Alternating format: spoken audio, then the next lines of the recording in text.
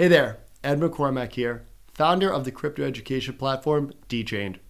Today's video, we're going to talk about how regulators from 3 countries have come out with some pretty strict limitations on the world's largest crypto exchange, Binance, and what this can mean for you in your day-to-day trading and what you could potentially do to generate some big returns with this news in the back half of this year. We're going to do that right now.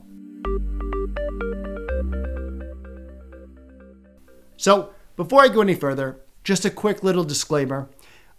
When I talk about Binance and some alternative investments you want to look at, I don't own any of these coins. So as of today's filming, it's June 27th, 2021, and 5 days at a minimum after this production, I am not going to own or have any type of investment interest in these products, these tokens, etc. So you know that there's not a financial interest for me in propping these up or potentially having you buy so that I could sell. Very common in YouTube, but not this channel. So just full transparency for you that you know that this information is as objective as humanly possible. So without any further ado, let's jump in. So if you've been following the story of Binance over the years, you'll know that there has not been a shortage of negative publicity that they've generated. Earlier this year, the Department of Justice opened up an investigation in them, starting to look at potential money laundering practices that Binance was doing, along with other countries that have started to investigate them over the years in their potential role in potential price manipulation of Bitcoin, working with stable companies like, you guessed it, Tether Limited. But for this video, we are not going to dive into any of that.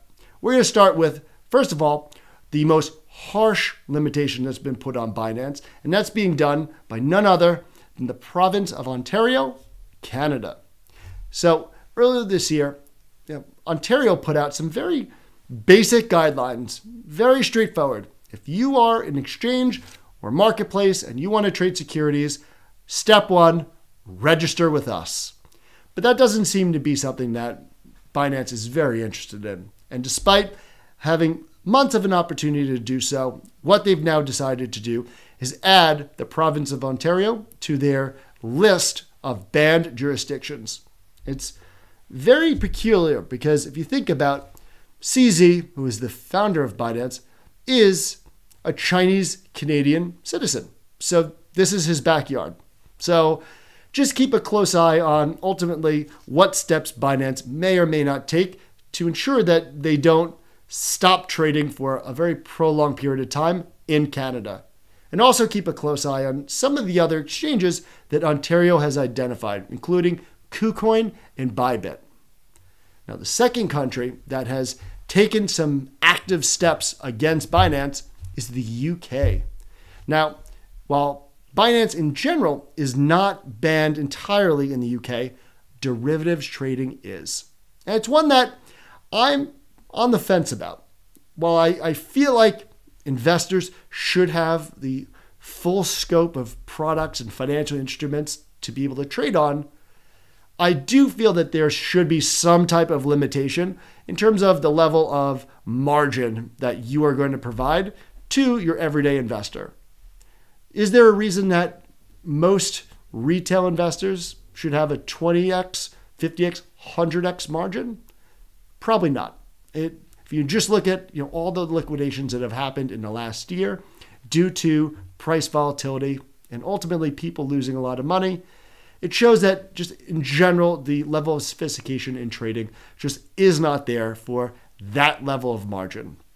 But with that being said, they should be able to have the option to utilize margin, but for me, it should be a lower amount. But nevertheless, it's interesting timing because if you have been watching sort of the news, you'll see that Andrew Bailey, who's the governor of Bank of England, the biggest bank in that country, has been hypercritical about Bitcoin and ultimately has led many other banks to limit the amount of services that they offer to crypto traders and to crypto exchanges.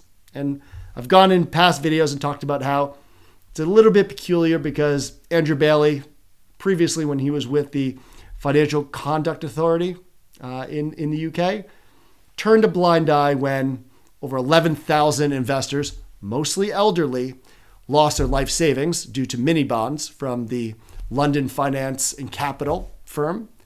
But with Bitcoin, he's now a much bigger and bolder character. So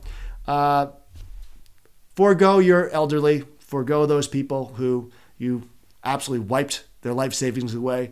But please put all your time and attention on Bitcoin, which is a fraction of the amount that is traded and utilized in the foreign exchange markets in your country. I think you could tell my little sarcasm there.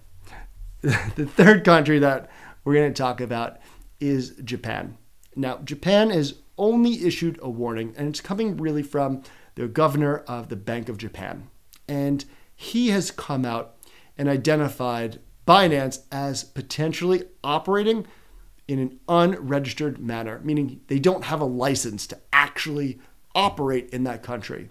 And it's a big one because even though Japan, from a overall trading volume standpoint is small compared to other countries, it's one that's incredibly important because they have really been on the sort of the forward-thinking leadership position globally for years. While other countries were sort of kicking around how they might want to approach cryptocurrency, how their citizens might be able to invest in it, Japan has really sort of been at the forefront. So for them to take this type of role and crack down on Binance in this capacity is one that you shouldn't just kind of look past.